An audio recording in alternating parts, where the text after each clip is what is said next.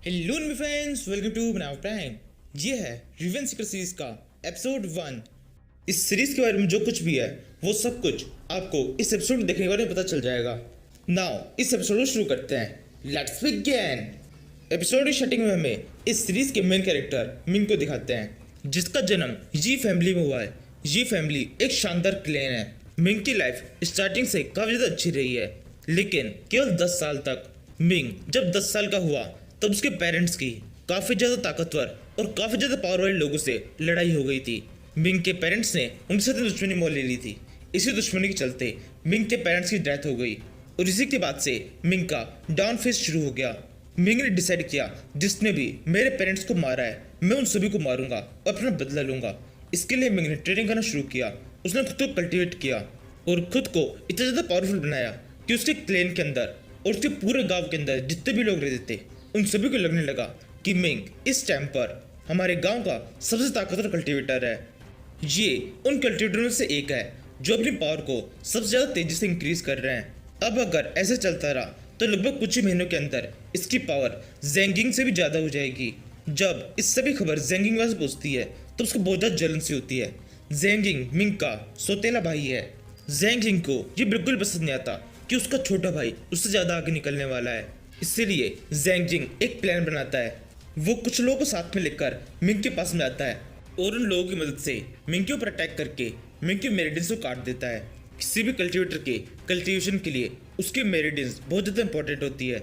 इनके बिना कल्टीवेशन करना लगभग नामुमकिन सा हो जाता है। इसके बाद में भी मिंग शांत नहीं बैठता। अपने मेरिडियंस कटने के बाद भी मिंग अपने कल्टीवेशन का एक अलग तरीका निकालता है, जिसके लिए उसे ठंडे पानी में बैठना पड़ता है, जो कि कल्टीवेशन करने का बिल्कुल भी सही तरीका नहीं है। इस तरह से कल्टीवेशन करने पर मिंग की डेथ भी हो सकती है। वो इस खतरे को जानते हुए भी अपना कल्टीवेशन जारी रखता है। इसी वजह से उस गांव में रहने वाले लोग जो कि पहले मिंग की तारीफ किया करते थे, अब वही मिंग के ऊपर हंसने लगते हैं। थोड़ा टाइम बीतता है। एक दिन मिंग कुछ खाना लेने के लिए अपने घर से बाहर निकलता है। उसी टाइम पर मिंग के ऊपर उसकी लाइफ का थर्ड इम्पैक्ट होता है। मिंग की मुलाकात एक भिखारी से होती है जो कि मिंग को ताकतवर बनाने का वादा करता है और उसे रात को मिलने के लिए बुलाता है। मिंग को उसकी बातों पर विश्वास तो नहीं होता, लेकिन फिर भी मिंग उस भिखारी से मिलने के लिए चला जाता है। जब रात को मिंग उस भिखारी से मिलता है तब वो भिखारी मिंग को लेकर एक पहाड़ पे आता है। एक चट्टान के ऊपर मिंग को बैठने के लिए कहता है। मिंग बिल्कुल वैसे करता है। इसके बाद में वो भिखारी मिंग के पास में आता है और उसके सर के ऊपर कोई स्किल यूज करते हुए अपनी 2 उंगलियां टच करता है। अब तक मिंग को लग रहा होता है ये भिखारी मिंग की मदद करेगा, लेकिन ऐसा नहीं होता। जैसे वो भिखारी मिंग के ऊपर उन उंगलियों को टच करता है, मिंग की बॉडी अपनी जगह पर स्टक हो जाती है और उस भिखारी का असली चेहरा दिखाई देता है। ये भिखारी एक हारा हुआ आर्मी जनरल है जिसकी फैमिली के सभी लोग मारे जा चुके हैं। इसकी खुद की हालत भी काफी ज्यादा खराब थी। ये इधर से उधर मारा मारा फिर रहा था। इसी तरह से छुपे हुए और फिरते हुए इसे एक एंशिएंट स्टोर मिलता है जिसके अंदर बॉडी रीइंकार्नेशन की स्किल होती है। इसी स्किल का यूज करके ये जनरल हेवनली अर्थ के एक इनर डिस्पेल के अंदर रीइंकार्नेट हो जाता है। 30 साल तक उसकी बॉडी के अंदर रहता है। इसके बाद भी इसके अंदर बदले की आग जलती रहती है।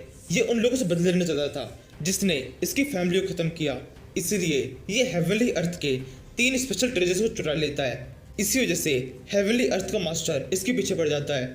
उससे बचने के लिए ये एक भिखारी के अंदर रीइंकार्नेट हो जाता है और फिर तलाश में निकल पड़ता है किसी सुटेबल बॉडी के जो कि काफी ज्यादा ताकतवर हो। और इस तरह से इस भिखारी की ये तलाश मिंग के पास में खत्म होती है। जब मिंग को ये सब पता पड़ता है तब मिंग इस भिखारी से कहता है, मैं तुम्हारे लिए बिल्कुल भी सही बॉडी नहीं हूँ, मेरी तो खुद के मेरिडियंस कटी पड़ी है। भिखारी कहता है, तुम उसकी चिंता मत करो, मेरे पास में एक पिल है, अगर तुम्हारे अंदर ये चली जाएगी तो तुम्हारी बॉडी पूरी तरह से रिकवर हो जाएगी। इस पिल को तुम्हें मुंह से नहीं खाना है, इसे मैं डायरेक्ट तुम्हारे दिल के अंदर इंजेक्ट कर दूंगा। ये कहते हुए भिखारी उस गोली को निकालता है और फिर उस गोली को डायरेक्टली मिंग के दिल में इंजेक्ट कर देता है। इसी के साथ ही मिंग की बॉडी रिकवर होने लगती है। मिंग बेहोश हो जाता है। इसके बाद में वो भिखारी मिंग के पास में आता है और अपनी सोल को मिंग की बॉडी के अंदर रीइंकार्नेट कर देता है। यहाँ तक तो उस भिखारी का प्लान बिल्कुल सही तरह से चलता है। भिखारी बिल्कुल सही तरह से मिंग की बॉडी के अंदर पहुंच चुका है, लेकिन मिंग की सोल काफी ज्यादा ताकतवर होती है। वो जल्दी से मिंग की बॉडी को छोड़ती नहीं है। भिखारी के पास में एक डिवाइन क्लॉक होता है जिसे यूज करने से पहले ब्लड के साथ में असाइन करना होता है और यहीं पर वो भिखारी गलती कर देता है। वो अपनी नई बॉडी यानी मिंग की बॉडी का खून उस क्लॉक के ऊपर गिराता है, जिससे वो डिवाइन क्लॉक उस भिखारी की सोल से कनेक्ट होने के बजाय मिंग की बॉडी के साथ में कनेक्ट हो जाता है। उस डिवाइन क्लॉक के अंदर एक स्पिरिट होती है, जिसे पता चल जाता है कि मिंग की बॉडी के अंदर 2 सोल्स है और दूसरी वाली एक्सटर्नल है। स्पिरिट तुरंत अपने काम पर लग जाती है और दूसरी सोल को डिस्ट्रॉय कर देती है, और इस तरह से मिंग की बॉडी के ऊपर वापस से मिंग की सोल का कब्जा हो जाता है। सोल नष्ट हो जाने के बाद हम देखते हैं मिंग जेल में पड़ा हुआ है, वो बेहोश है। थोड़े टाइम बाद में मिंग को होश आता है। होश में आने के बाद में मिंग की मुलाकात बेबिंग से होती है, जो कि वही फेरी स्पिरिट है जो कि उस क्लॉक के अंदर थी। ये फेरी स्पिरिट मिंग को दिखाई देने लगती है और ये मिंग को मास्टर कहती है। इसी फेरी स्पिरिट की मदद से मिंग को काफी कुछ पता पड़ता है, जैसे कि किस तरह से वो भिखारी मरा, मिंग की बॉडी कितनी ज्यादा रिकवर हो चुकी है और मिंग को आगे कल्टीवेशन के लिए क्या करना चाहिए। इसके बाद में मिंग अपने घर लौट जाता है और अपना कल्टीवेशन और ट्रेनिंग शुरू कर देता है। इसी तरह से कल्टीवेशन और ट्रेनिंग करते हुए मिंग को 3 से 4 दिन बीत जाते हैं। एक दिन जब मिंग ट्रेनिंग कर रहा होता है, उसी टाइम पर मिंग के घर पे 2 लोग आते हैं जो कि बहुत ज़्यादा बदतमीज होते हैं। वो मिंग के घर के गेट को खोलने के बजाय तोड़ देते हैं। इनमें से एक का नाम है जेंग सियू, जो कि मिंग के कोई ना कोई से नंबर का भाई है, और लड़की का नाम है हान यू, जिसकी मिंग के साथ में शादी सेट हुई है। अब क्योंकि मिंग कमजोर है और हान यू घमंडी है, इसलिए हान यू मिंग के साथ में ये शादी तोड़ना चाहती है। ये दोनों के दोनों यहाँ पर इसी काम से आए हैं। ये जबरदस्ती मिंग से ये शादी तोड़वाना चाहते हैं। ये दोनों के दोनों मिंग की बहुत ज़्यादा इंसल्ट करते हैं। इतनी इंसल्ट सुनने के बाद में मिंग भी पीछे नहीं हटता। हान यू कहती है बेवकूफ, मिंग कहता है तू बेवकूफ। हान यू कहती है पागल, मिंग कहता है तू पागल। हान यू कहती है कुत्ते, मिंग कहता है तू कुत्ती। अब ये सुनकर हान यू को थोड़ा गुस्सा आ जाता है। हान यू छल के मिंग के ऊपर अटैक कर देती है। इन 4 दिनों की ट्रेनिंग के अंदर मिंग इतना पावरफुल हो चुका होता है कि उसे संभाल सकता है। मिंग बड़ी सनी से हान यू को एक रुई की बोरी की तरह उछाल के फेंक देता है। ये देखकर जेंग सियू को गुस्सा आता है। जेंग सियू मिंग से चिल्ला कहता है मिंग तुम्हारी हिम्मत कैसे हुई। इसके बाद में मिंग जेंग सियू पे अटैक करने के लिए भागने लगता है। मिंग जेंग सियू के पास में आता है और उसके पैर के ऊपर एक जोर से लात मारता है। मिंग के ये लात पड़ते ही जेंग सियू के पैर की एक हड्डी टूट जाती है। जेंग सियू चिल्लाते हुए जमीन पर गिर जाता है। यहाँ पर मिंग थोड़ा डर जाता है क्योंकि उसने जेंग सियू की एक टांग तोड़ दी है, जिस वजह से क्लैन के हायर लोग मिंग को सजा दे सकते हैं। फिर मिंग डिसाइड करता है इसकी दूसरी टांग भी तोड़ देते हैं, सजा तो उतनी ही होगी। ये सोचकर मिंग जेंग सियू की दूसरी टांग के ऊपर भी जोर से अटैक करता है और उसे भी तोड़ देता है। इसके बाद में जैसा मिंग को डर होता है बिल्कुल वैसे ही होता है। ये सारी खबर क्लैन के हायर लीडर्स तक पहुंच जाती है। यहाँ पर हमें पता पड़ता है जेंग जिंग, जिसने मिंग की मेरिडेंस को काटा था, इसने ये सब कुछ क्लैन लीडर के कहने पर किया था। यहाँ पर इस मीटिंग के अंदर थोड़ा टाइम बहस होती है।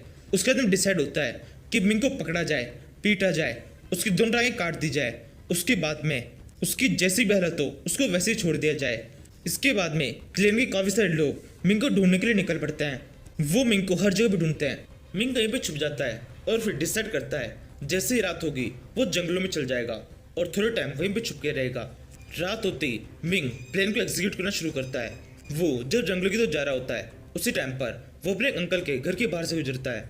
मिंग का अंकल घर के अंदर बड़बड़ा रहा होता है। उसी बड़बड़ाहट में मिंग को एक नाम सुनाई देता है, जी हुई, जो कि मिंग के डैड का नाम है। इस नाम को सुनते ही मिंग वहीं पर रुक जाता है। उस घर के अंदर मिंग के अंकल और आंटी के बीच में कुछ बातें होती है, जिन्हें सुनकर मिंग को पता चलता है मिंग के डैड को मिंग के ग्रैंडपा ने मारा है, वो भी उस गलती के लिए जो कि उन्होंने कभी की ही नहीं। ये सब सुनने के बाद में मिंग को बहुत ज़्यादा गुस्सा आ जाता है। मिंग अपने प्लान को आगे एग्जीक्यूट करते हुए जंगलों की तो जाने लगता है और बिबिंग से कहता है बिबिंग कोई भी तरीका बताओ, किसी भी तरह से मुझे जल्दी जल्दी ताकतवर बनना है। जैसे ही मैं ताकतवर बन जाऊंगा तब अपनी मॉम और डैड की डेथ का इन सबसे बदला लूंगा, और ये बदला मुझे बहुत जल्दी लेना है। बिबिंग कहती है ठीक है। बिबिंग के इतना कहने के साथ ही इस सीरीज का ये एपिसोड खत्म होता है। Thank you for watching.